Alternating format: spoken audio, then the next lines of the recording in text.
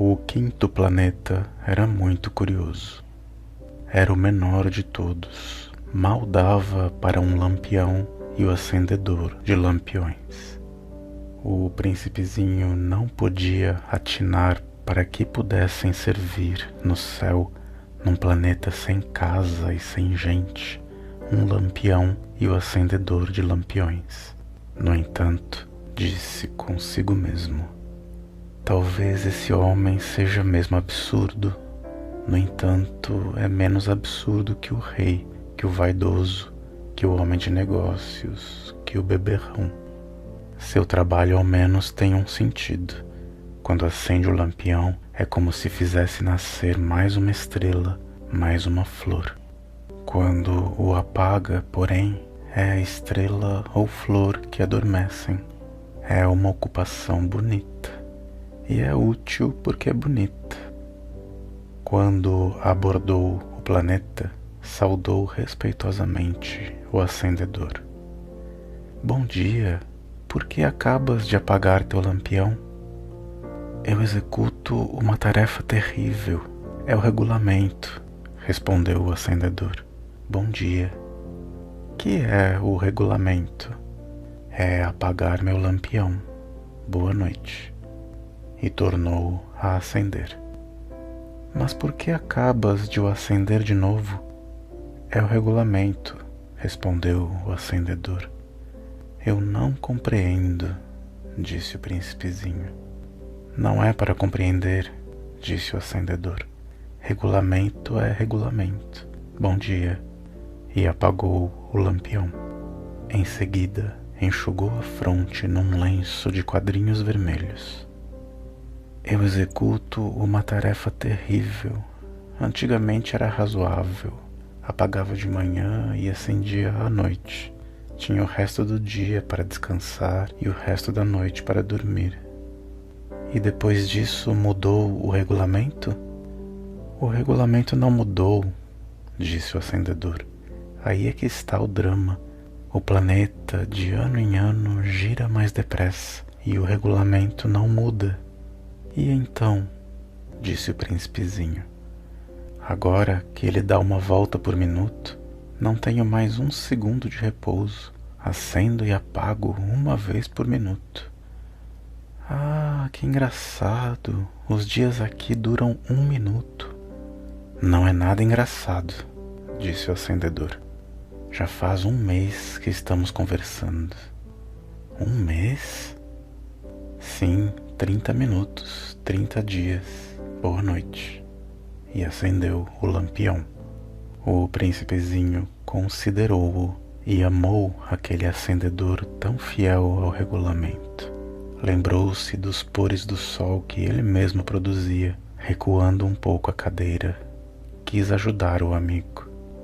Sabes, eu sei de um modo de descansar quando quiseres. Eu sempre quero, disse o acendedor, pois a gente pode ser ao mesmo tempo fiel e preguiçoso. E o príncipezinho prosseguiu. Teu planeta é tão pequeno que podes, com 3 passos, dar-lhe a volta. Basta andares lentamente, bem lentamente, de modo a ficares sempre ao sol. Quando quiseres descansar, caminharás, e o dia durará quanto queiras. Isso não adianta muito, disse o acendedor. O que eu gosto mais na vida é de dormir. Então não há remédio, disse o príncipezinho. Não há remédio, disse o acendedor. Bom dia. E apagou o seu lampião. Esse aí, disse para si o príncipezinho, ao prosseguir a viagem para mais longe. Esse aí seria desprezado por todos os outros. O rei, o vaidoso, o beberrão, o homem de negócios. No entanto, é o único que não me parece ridículo. Talvez porque é o único que se ocupa de outra coisa que não seja ele próprio. Suspirou de pesar e disse ainda: era o único que eu podia ter feito meu amigo. Mas seu planeta é mesmo pequeno demais. Não há lugar para 2. O que o príncipezinho não ousava confessar é que os 1440 pôres do sol em 24 horas davam-lhe certa saudade do abençoado planeta.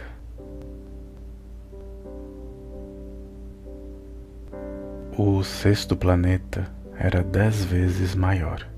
Era habitado por um velho que escrevia livros enormes. "Bravo! Eis um explorador!" exclamou ele logo que viu o príncipezinho. O príncipezinho assentou-se na mesa, ofegante. Já viajara tanto. "De onde vens?" perguntou-lhe o velho. "Que livro é esse?" perguntou-lhe o príncipezinho. "Que faz o senhor aqui?" "Sou geógrafo", respondeu o velho. "Que é um geógrafo?" perguntou o príncipezinho.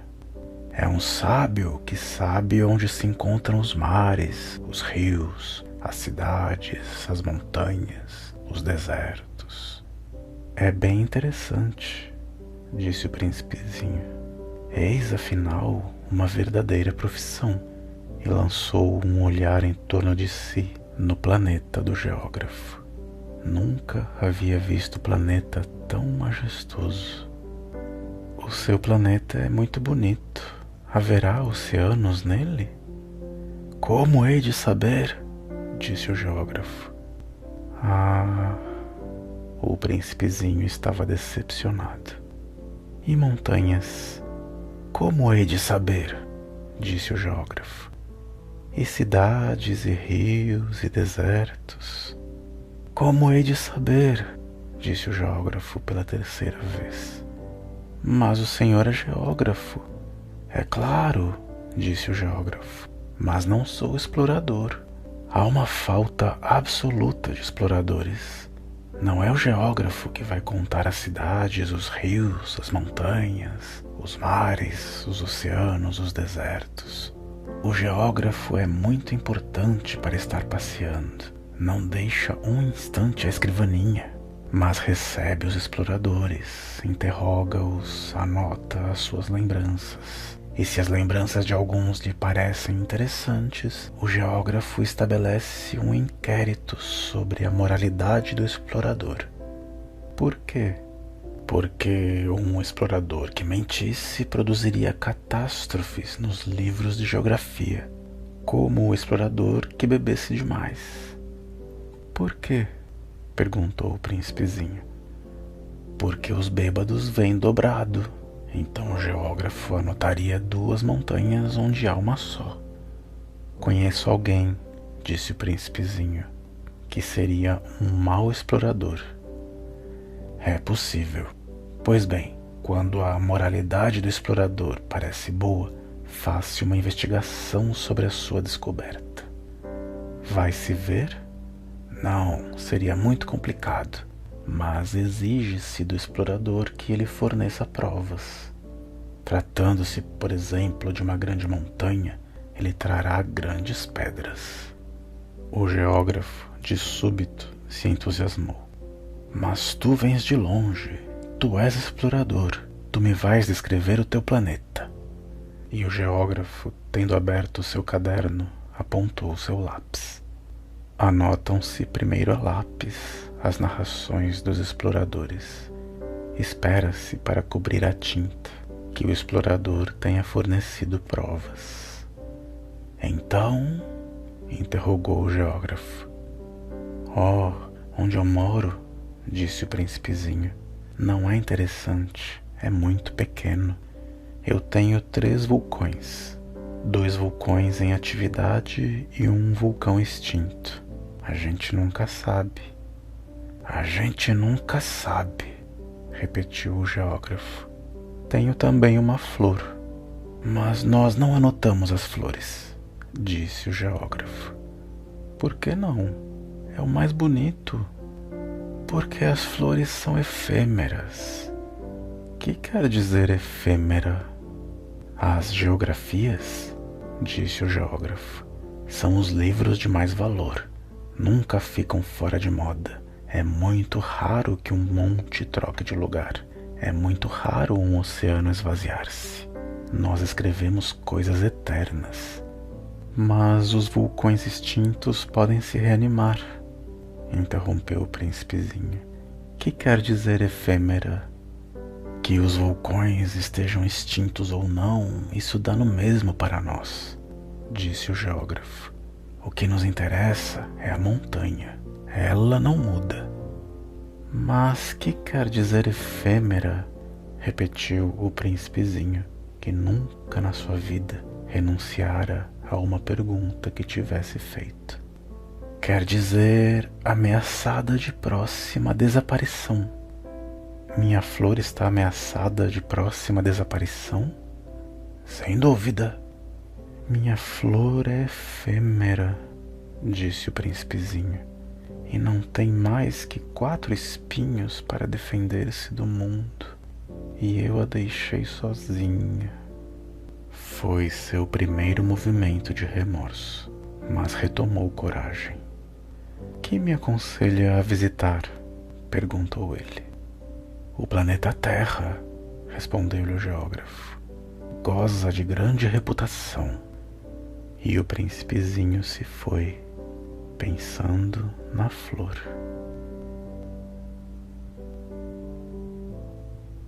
O 7º planeta foi, pois, a Terra. A Terra não é um planeta qualquer. Contam-se lá 111 reis, não esquecendo, é claro, os reis negros. 7.000 geógrafos, 900.000 negociantes, 7,5 milhões de beberrões, 311 milhões de vaidosos, isto é, cerca de 2 bilhões de pessoas grandes. Para dar-lhes uma ideia das dimensões da Terra, eu lhes direi que antes da invenção da eletricidade era necessário manter, para o conjunto dos 6 continentes, um verdadeiro exército de 462.511 acendedores de lampiões. Isto fazia, visto um pouco de longe, um magnífico efeito.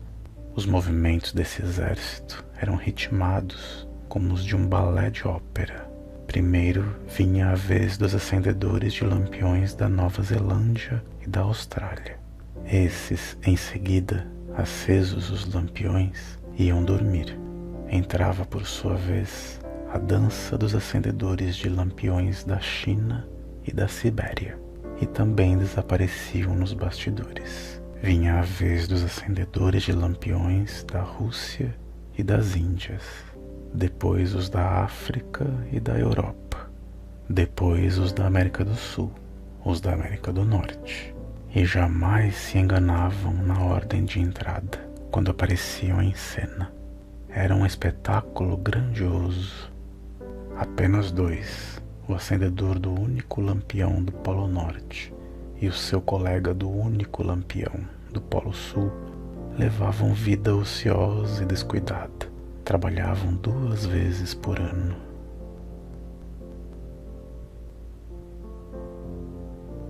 Quando a gente quer fazer graça, mente, às vezes, um pouco. Não fui lá muito honesto ao lhes falar dos acendedores de lampiões. Corro o risco de dar àqueles que não conhecem o nosso planeta uma falsa ideia dele. Os homens ocupam, na verdade, muito pouco lugar na superfície da Terra. Se os 2 bilhões de habitantes que povoam a Terra se mantivessem de pé, colados um ao outro, como para um comício, acomodar-se-iam facilmente numa praça pública de 20 milhas de comprimento por 20 de largura. Poder-se-ia ajuntar a humanidade toda na menor das ilhas do Pacífico. As pessoas grandes não acreditarão, é claro. Elas julgam ocupar muito espaço. Imaginam-se tão importantes como os baobás. Digam-lhes, pois, que façam o cálculo. Elas adoram os números, ficarão contentes com isso. Mas vocês não percam tempo com esse problema de aritmética inútil. Vocês acreditam em mim. O príncipezinho, uma vez na Terra, ficou, pois, muito surpreso de não ver ninguém. Já receava ter se enganado de planeta quando um anel cor de lua remexeu na areia. Boa noite, disse o príncipezinho inteiramente ao acaso. Boa noite, disse a serpente. Em que planeta me encontro? Perguntou o príncipezinho. Na Terra, na África, respondeu a serpente. Ah, e não há ninguém na Terra? Tu és um bichinho engraçado, disse ele, fino como um dedo. Aqui é o deserto, não há ninguém nos desertos. A terra é grande, disse a serpente. O príncipezinho sentou-se numa pedra e ergueu os olhos para o céu. As estrelas são todas iluminadas. Não será para que cada um possa um dia encontrar a sua? Olha, o meu planeta está justamente em cima de nós, mas como está longe. Teu planeta é belo, disse a serpente. Que vens fazer aqui? Tive dificuldades com uma flor, disse o príncipe. Ah! Exclamou a serpente. E se calaram. Onde estão os homens? Repetiu enfim o príncipezinho. A gente está um pouco só no deserto. Entre os homens também, disse a serpente. O príncipezinho olhou-a longamente.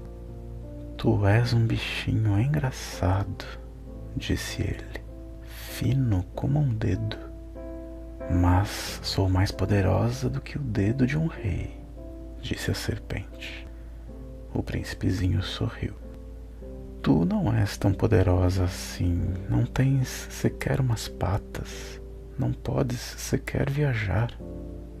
Eu posso levar-te mais longe que um navio, disse a serpente. Ela enrolou-se na perninha do príncipe, como um bracelete de ouro. Aquele que eu toco, eu o devolvo à terra de onde veio, continuou a serpente. Mas tu és puro, tu vens de uma estrela. O príncipezinho não respondeu. Tenho pena de ti, tão fraco, nessa terra de granito. Posso ajudar-te um dia se tiveres muita saudade do teu planeta. Posso. Oh, eu compreendi muito bem, disse o príncipezinho. Mas por que falas sempre por enigmas? Eu os resolvo todos, disse a serpente. E calaram-se os dois.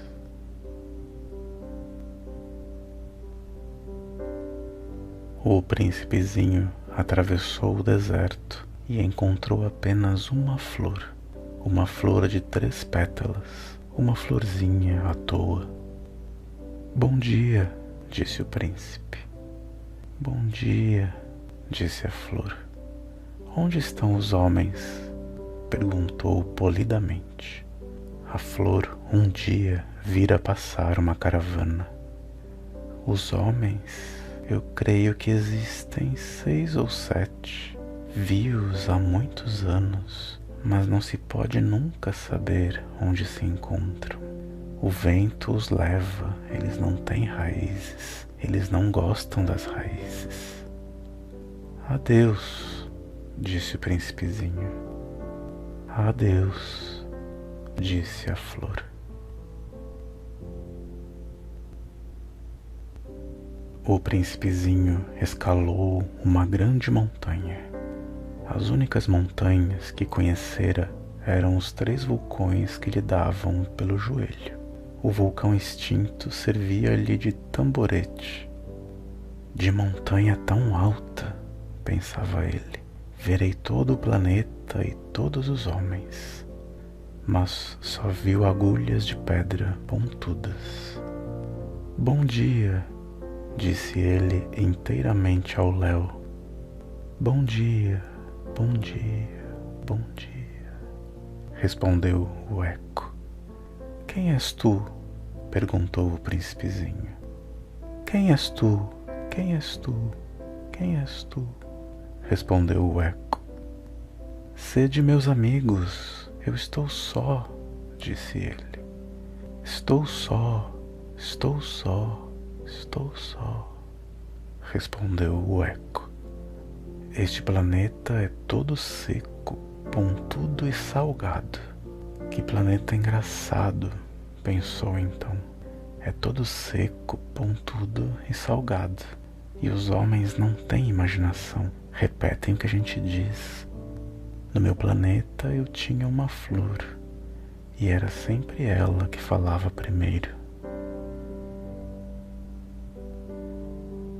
Mas aconteceu que o príncipezinho, tendo andado muito tempo pelas areias, pelas rochas e pela neve, descobriu enfim uma estrada, e as estradas vão todas na direção dos homens. Bom dia, disse ele. Era um jardim cheio de rosas. Bom dia, disseram as rosas. O príncipezinho contemplou-as. Eram todas iguais à sua flor. Quem sois? Perguntou ele estupefato. Somos rosas, disseram as rosas. Ah! Exclamou o príncipezinho. E ele sentiu-se extremamente infeliz. Sua flor lhe havia contado que ela era a única de sua espécie em todo o universo. E eis que havia 5.000 igualzinhas num só jardim. Ela haveria de ficar bem vermelha, pensou ele, se visse isto. Começaria a tossir, fingiria morrer para escapar ao ridículo. E eu então teria que fingir que cuidava dela, porque senão, só para me humilhar, ela era bem capaz de morrer de verdade. Depois refletiu ainda. Eu me julgava rico de uma flor sem igual, e é apenas uma rosa comum que eu possuo, uma rosa e 3 vulcões que me dão pelo joelho, um dos quais extinto para sempre. Isso não faz de mim um príncipe muito grande. E, deitado na relva, ele chorou.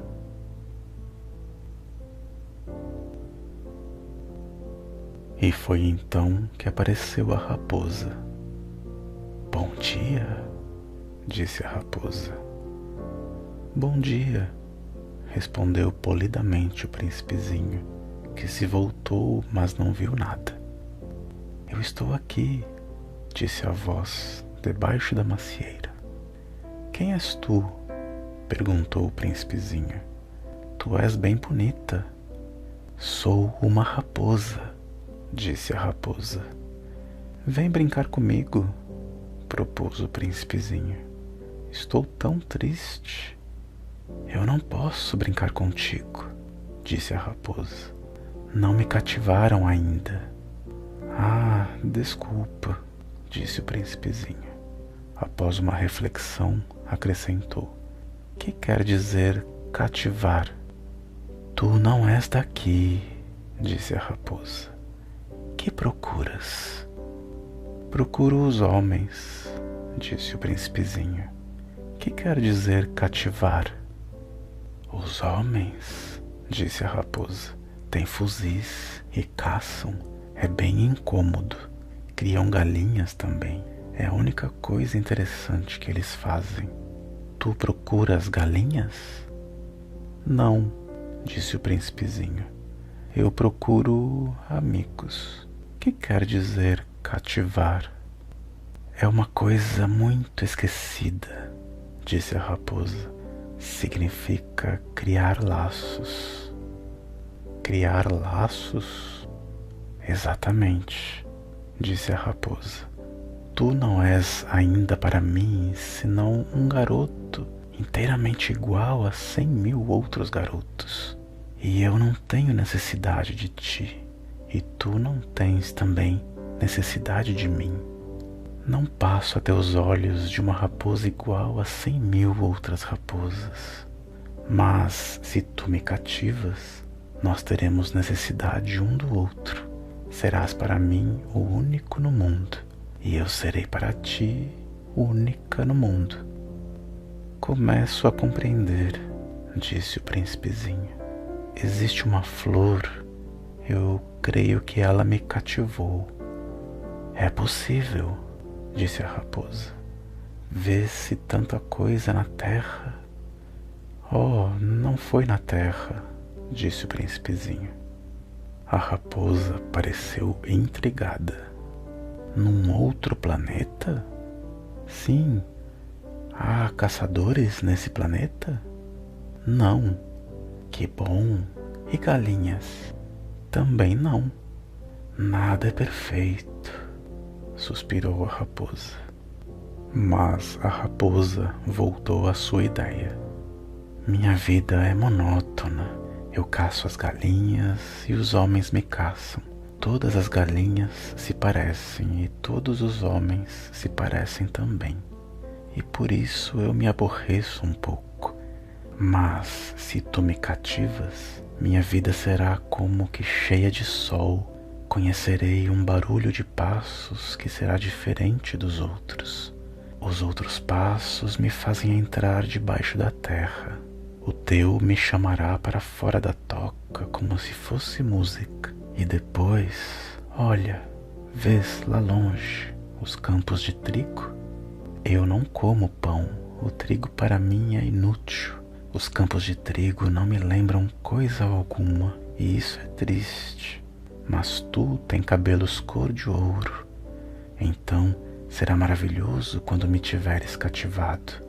O trigo, que é dourado, fará lembrar-me de ti, e eu amarei o barulho do vento no trigo. A raposa calou-se e considerou por muito tempo o príncipe. Por favor, cativa-me, disse ela.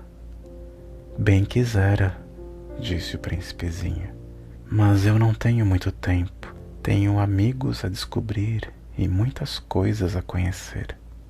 A gente só conhece bem as coisas que cativou, disse a raposa. Os homens não têm mais tempo de conhecer coisa alguma. Compram tudo prontinho nas lojas. Mas como não existem lojas de amigos, os homens não têm mais amigos. Se tu queres um amigo, cativa-me. Que é preciso fazer? Perguntou o príncipezinho. É preciso ser paciente, respondeu a raposa. Tu te sentarás primeiro um pouco longe de mim, assim, na relva. Eu te olharei com o canto do olho e tu não dirás nada. A linguagem é uma fonte de mal-entendidos, mas cada dia tu sentarás mais perto. No dia seguinte, o príncipezinho voltou. Teria sido melhor voltares à mesma hora, disse a raposa. Se tu vens, por exemplo, às 4 da tarde, desde as 3 eu começarei a ser feliz. Quanto mais a hora for chegando, mais eu me sentirei feliz. Às 4 horas, então, estarei inquieta e agitada. Descobrirei o preço da felicidade. Mas se tu vens a qualquer momento, nunca saberei a hora de preparar o coração. É preciso ritos. Que é um rito? Perguntou o príncipezinho. É uma coisa muito esquecida também, disse a raposa. É o que faz com que um dia seja diferente dos outros dias, uma hora das outras horas. Os meus caçadores, por exemplo, possuem um rito. Dançam na quinta-feira com as moças da aldeia. A quinta-feira, então, é o dia maravilhoso. Vou passear até a vinha. Se os caçadores dançassem qualquer dia, os dias seriam todos iguais e eu não teria férias. Assim, o príncipezinho cativou a raposa. Mas, quando chegou a hora da partida, a raposa disse: Ah, eu vou chorar. A culpa é tua, disse o príncipezinho. Eu não te queria fazer mal, mas tu quiseste que eu te cativasse. Quis, disse a raposa. Mas tu vais chorar, disse o príncipezinho. Vou, disse a raposa. Então não sais lucrando nada. Eu lucro, disse a raposa, por causa da cor do trigo.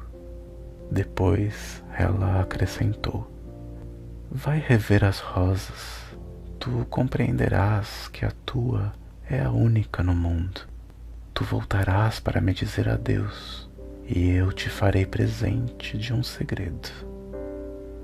Foi o príncipezinho rever as rosas. Vós não sois absolutamente iguais à minha rosa. Vós não sois nada ainda. Ninguém ainda vos cativou, nem cativastes a ninguém. Sois como era a minha raposa. Era uma raposa igual a 100.000 outras, mas eu fiz dela um amigo. Ela é agora única no mundo. E as rosas estavam desapontadas. Sois belas, mas vazias, disse ele ainda. Não se pode morrer por vós.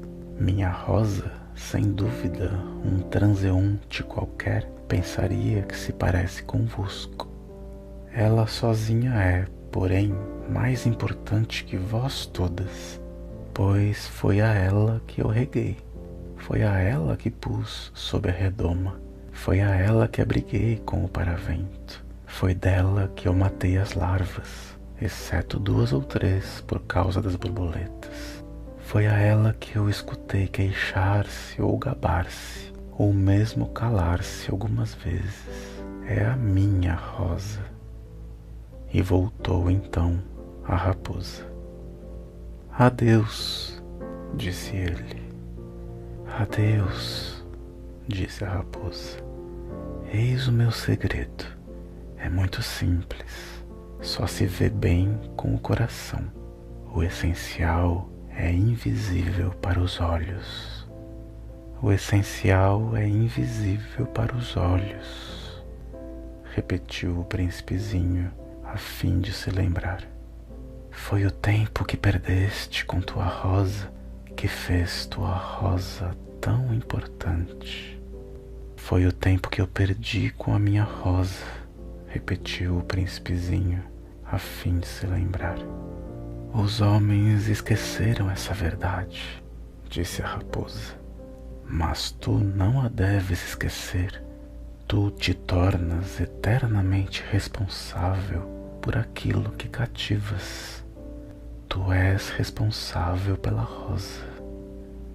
Eu sou responsável pela minha rosa, repetiu o príncipezinho a fim de se lembrar.